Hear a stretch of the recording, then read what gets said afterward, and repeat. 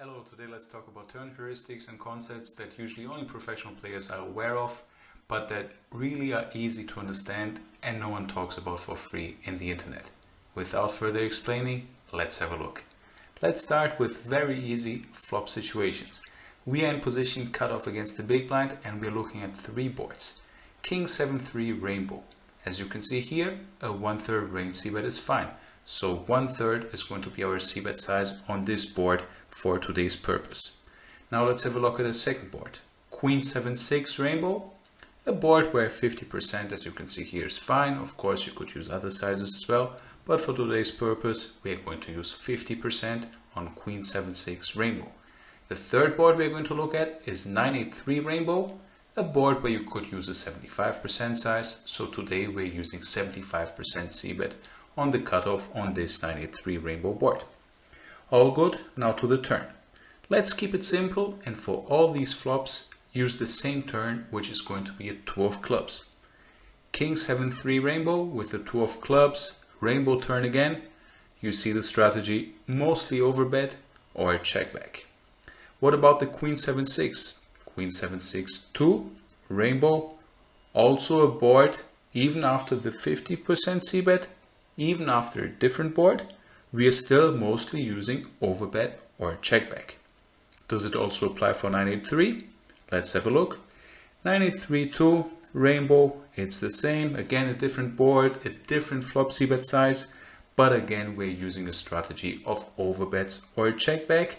Have a look at the size of the overbets. We're using 175% and 250%, so huge overbets. So if you're applying the 75% standard c-bet size on the turn, you're not doing it well.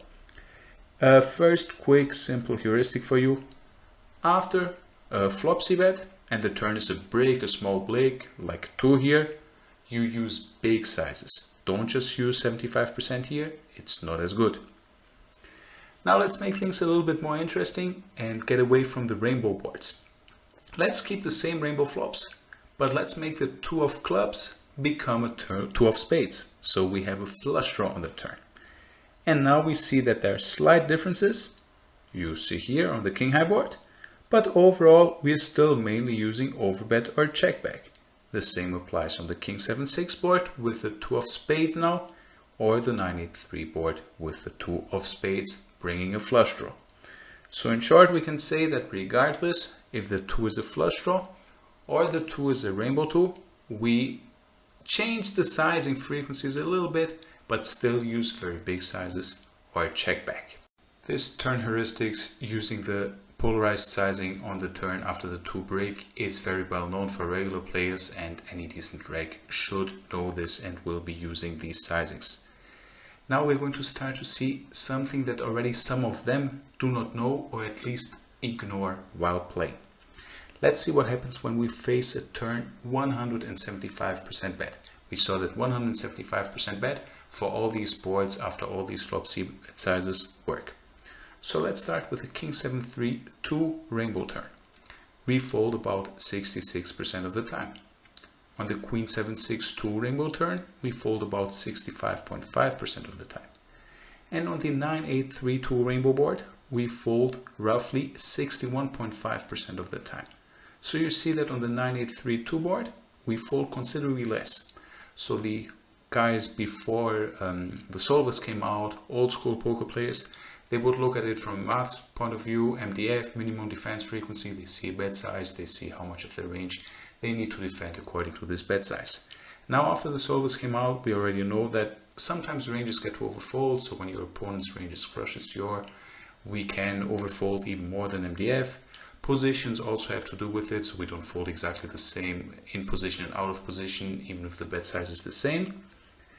But overall we see that there was a slight change on the lower board. But now let's compare these turns on the different 2s from the rainbow to the flush draw turn. Does anything change? On the King 7-3 2 rainbow board, we folded 65.9% of the time.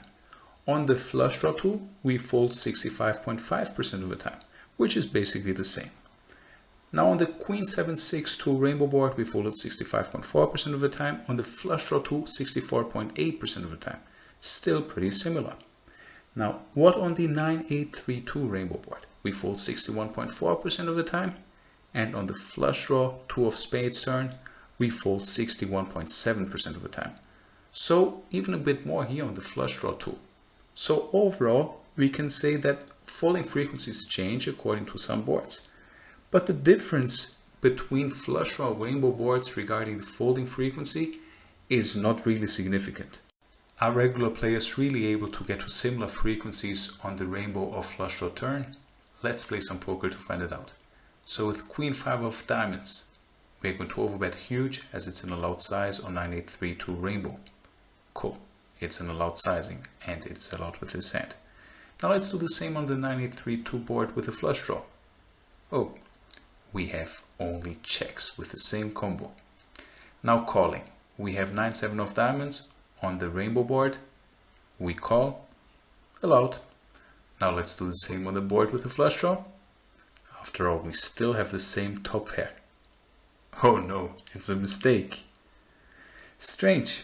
We overall have the same folding frequency on this board, but our same top pair plays differently. So we fold top pairs more on the flush draw turn. Let's have a few more examples. We overbet 9-8 of clubs, the open-ended straight draw on this board. Cool. Let's do it again. Okay, but it's much more check back than on the rainbow turn. Now on King 7-3-2 rainbow, we overbet 6-5 of clubs. Let's do it again on the flush draw turn. We always check this gut shot back. And what if we have King 9 off facing an overbet? I want to fold because the overbet, isn't it a scary overbet in real life? The fold is not okay. But I want to insist and really fold this hand against the overbet on this turn. Oh, now it is okay.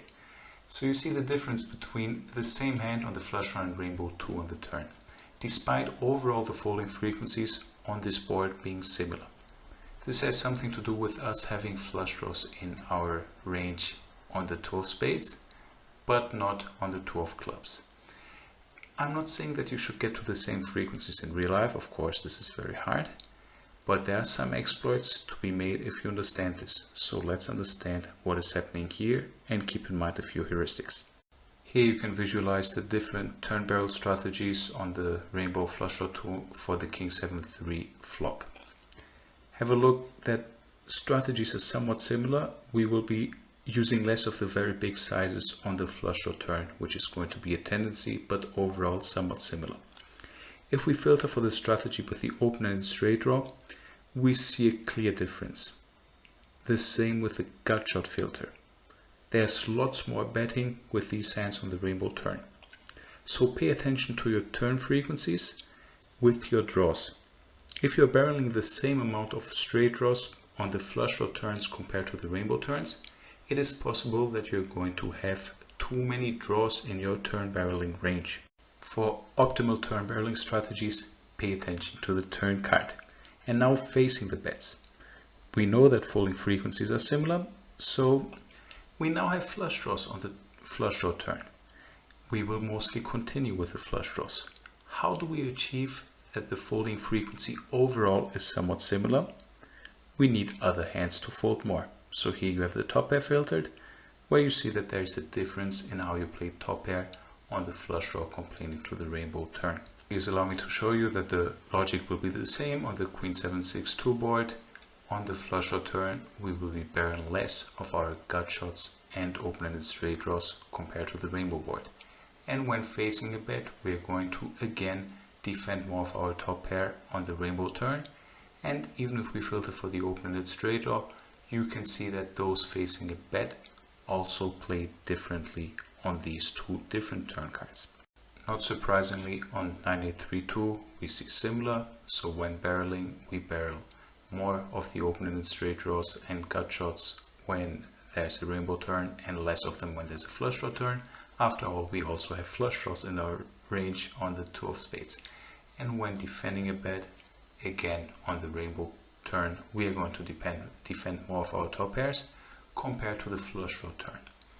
What is important for you to notice is the bet size that we're using. We're using a 175% bet, hence I'm filtering the top pair here. Now, what if the turn bet was a lot smaller? Do you think that on the flush draw turn we would really be getting to fold some top pairs? The key here is for you to understand what part of your range is indifferent. So what part of your range is going to be in between sometimes fold, sometimes call?